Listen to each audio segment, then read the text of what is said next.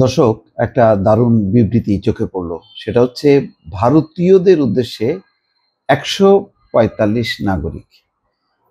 তারা কি বলছে? তারা বলছে যে আমাদের দেশে সাম্প্রদায়িক শক্তির বিরুদ্ধে আমরা লড়ব, আপনারাও আপনাদের দেশে রুখে দাঁড়ান। তার মানে আমরা আমাদের দেশে সাম্প্রদায়িক শক্তির তাদের বিরুদ্ধে লড়ব, আপনারাও রুখে দাঁড়ান আপনাদের দেশে।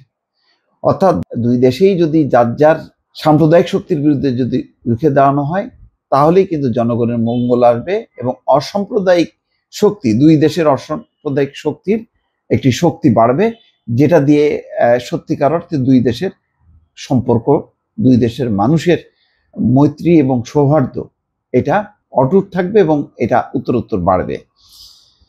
অর্থাৎ এক দেশ আরেক দেশের বিরুদ্ধে না, বরং যার যার দেশে তার তার দায়িত্বটা পালন করা উচিত। ভারতের জনগণের কাছে আমাদের আবেদন শিরোনামে বিবৃতি দিয়েছেন ১৪৫ জন নাগরিক। বিবৃতিতে ভারতের জনগণের উদ্দেশ্যে বলা হয়েছে, সাধারণ জনগণের জীবনের সংকট বিচার করলে দুই দেশের মধ্যে মূলত কোনো পার্থক্য নেই।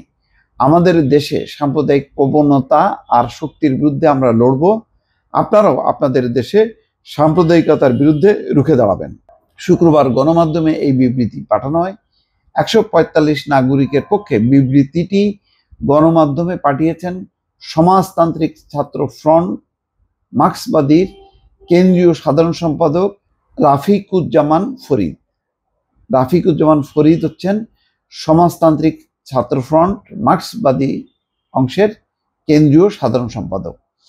ভারতের জনগণের উদ্দেশ্যে বিবৃতিতে বলা হয়, আমরা এমন এক সংকটপূর্ণ সময়ে অবস্থান করছি যখন ভারত ও বাংলাদেশের কূটনৈতিক সম্পর্ক শোচনীয় অবস্থায় এবং কিছু ভারতীয় উগ্র সাম্প্রদায়িক শক্তির ক্রমাগত উস্কানি এই অঞ্চলের জনগণের মধ্যকার বন্ধুত্বপূর্ণ সম্পর্কে চিড় ধরাতে চাইছে। ভারতের জনগণ এবং ভারত সরকারকে আমরা কখনোই এক করে দেখি না। আমরা জানি ভারতের জনগণও হিন্দুত্ববাদী শক্তি ও সাম্প্রদায়িকতার বিরুদ্ধে লড়ছে। ফ্যাসিস্ট আওয়ামী লীগের শাসনের বিরুদ্ধে দীর্ঘদিন লড়াই করে তার পতন ঘটিয়েছি আমরা।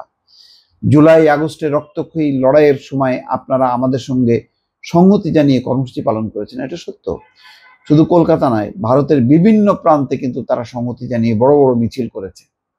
সেখানে বিজেপি সরকার নেই, সেই বিজেপি এখন বক্তব্য দিচ্ছে, উস্কানি দিচ্ছে যে ভারতে হিন্দুদের নির্যাতন হচ্ছে, তার বিরুদ্ধে রুখে দাঁড়াও ভারতের জনগণ। অথচ বাংলাদেশের জনগণ যখন কি গণতন্ত্রের জন্য রুখে দাঁড়ালো, ফ্যাসিস্ট হাসিনার বিরুদ্ধে লড়ছিল, সেই লড়াই কিন্তু বিজেপি সরকার এক বিন্দু পরিমাণ সমর্থন দেয়নি, বরং ভারতের সাধারণ জনগণ, নানা দল, প্রগতিশীল বাম গণতান্ত্রিক দল, তারা কিন্তু রাস্তায় আন্দোলন করেছে। আমাদের গণতান্ত্রিক আন্দোলনে আপনাদের গণতান্ত্রিক আন্দোলনে আমাদের সংহতি প্রকাশের ধারাবাহিকতা অনেক দিনের, মানে দুই দেশের আন্দোলনের পক্ষে সংহতি জ্ঞাপন অনেক দিনের একটি ঐতিহ্য। সাম্প্রদায়িকতাকে ভারতীয় উপমহাদেশের বড় সমস্যা উল্লেখ করে বিবৃতিতে বলা হয়, সাম্প্রদায়িকতা মানুষে মানুষের বিভাজন ঘটায়, ধর্মের ভিত্তিতে তৈরি করে বিভেদ। শিক্ষা, স্বাস্থ্য, কাজের অধিকার, নিত্যপণ্যের অস্বাভাবিক মূল্যবৃদ্ধি, নারীর প্রতি সহিংসতা এবং জনজীবনের আরো অনেক জলজান্ত সমস্যা আড়াল করার জন্য উপমহাদেশের প্রত্যেক শাসক গোষ্ঠী সাম্প্রদায়িকতার হাতিয়ারকে কাজে লাগায়। তারা এই কৌশল খাটিয়ে সংখ্যাগরিষ্ঠ ও সংখ্যালঘু উভয় জনগোষ্ঠীর ভোট পাওয়াটা নিশ্চিত করতে চায়। বিশেষত রাজনৈতিক পট পরিবর্তনকালে সংখ্যালঘু জনগণের উপর হামলার ঘটনা বারবার ঘটতে দেখা যায়। বিগত আওয়ামী লীগ সরকারের আমলে সারা বাংলাদেশে হিন্দুদের ঘর বাড়িতে হামলা, জমি দখল, মন্দির ভাঙচুর ও হতাহতের ঘটনা ঘটেছে এবং ৫ই আগস্টের গণঅভ্যুত্থানের পর সারা দেশে হিন্দু জনগোষ্ঠীর ঘর বাড়ি, ব্যবসা প্রতিষ্ঠান ও মন্দিরে মন্দিরে হামলার ঘটনা ঘটেছে বলে বিবৃতিতে উল্লেখ করা হয়।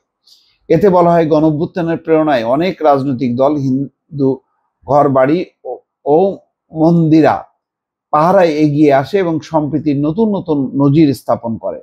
এছাড়া ভারতের জাতীয় পতাকা মাড়ানোর ঘটনায়ও এদেশের গণতন্ত্র মানা মানুষ প্রতিবাদ জানিয়েছেন, কিন্তু ভারতের অনেকগুলো সংবাদ মাধ্যম বাংলাদেশ সম্পর্কে আসল তথ্য প্রচার করেনি, এখনো করছে না। ভারতের এক গণমাধ্যম ঢাকা আগরতলা ঢাকা রুটে একটি দুর্ঘটনাকে পরিকল্পিত বলে প্রচার করে, সেই প্রচারের কয়েক ঘন্টার মধ্যে আগরতলায় বাংলাদেশের সহকারী হাই কমিশনে অর্থাৎ বাংলাদেশ মিশনে আক্রমণ হয়, বাংলাদেশের পতাকা নামিয়ে ছিঁড়ে ফেলা হয়। সহকারী হাইকমিশন হামলার ঘটনায় ভারত সরকার দুঃখ প্রকাশ করলেও মিথ্যা প্রচারণা বন্ধের কোনো কার্যকর উদ্যোগ নেয়নি বলে উল্লেখ করে বিবৃতিতে বলা হয়, আমরা চাই বাংলাদেশের প্রকৃত ঘটনা যথাযথভাবে দেখানো হোক। এইসব প্রচারণা থেকে লাভবান হয় সাম্প্রদায়িক শক্তি, লাভবান হয় শাসক গোষ্ঠী। যাক, চিন্ময় দাসের গ্রেপ্তার হওয়ার পর ভারত সরকার যে ভূমিকায় অবতীর্ণ হয়েছে তাতে অবাক হয়েছেন বলে নাগরিকদের বিবৃতিতে উল্লেখ করা হয়। চিন্ময় কৃষ্ণের বিচার পাওয়ার অধিকারকে আমরা সমর্থন করি, সেটা সবারই আছে, কিন্তু ভারত সরকারের পররাষ্ট্র মন্ত্রণালয় যেভাবে তড়িঘড়ি করে তার পক্ষে বিবৃতি দিল তা বিস্ময়কর। তাকে আদালতে উপস্থিত করার দিন ব্যাপক বিশৃঙ্খল পরিস্থিতির সৃষ্টি হয় এবং আইনজীবী সাইফুল ইসলাম আলিফকে হত্যা করা হয়। এদেশের জনমানুষের সম্মিলিত চেষ্টায় এই ঘটনার অজুহাতে বড় কোনো অপ্রীতিকর ঘটনা ঘটেনি, এটাও মনে রাখা দরকার। আমি আগেও বলেছি যে সাইফুল ইসলামের এই এত বড় একটা ঘটনা, নির্মম মৃত্যু, তারপর কিন্তু কোনো ঘটনা ঘটেনি। যাক, এই লম্বা বিবৃতির এখানে স্বাক্ষর করেছেন আনু মোহাম্মদ, সলিমুল্লাহ খান, সাইদ ফেরদৌস, হারুনা রশিদ, স্বাধীন সেন, গীতিয়ারা নাসরিন, ফাহমিদুল হক, কামরুল হাসান মামুন, তুহিন মাহমুদ, সামিনা লুৎফা, মোশরেফা মিশু, সীমা দত্ত, আলতাফ পারভেজ, কল্লোল মুস্তফা, আশরাফ কায়সার, মাহা মির্জা, জ্যোতির্ময় গড়ুয়া, মঞ্জুর আল মতিন, সায়ান, অমিতাভ রেজা চৌধুরী, কামার আহমেদ, সাইমন, প্রীতম দাস, সরোয়ার তুষার, সালমান সিদ্দিকী, মেঘমাল্লার বসু প্রমুখ। খুবই যৌক্তিক একটা বিবৃতি দর্শক। এটি যদি আমার মনে হয় এই বিবৃতিটি আসলে দুই দেশের মানুষের একটা সৌহার্দ্য এবং সম্প্রীতি বাড়ানোর লক্ষ্যে, যে যার যার অবস্থান থেকে তারা জন্য সাম্প্রদায়িক শক্তির বিরুদ্ধে লড়াই করে। দর্শক ভালো থাকবেন, আল্লাহ হাফেজ।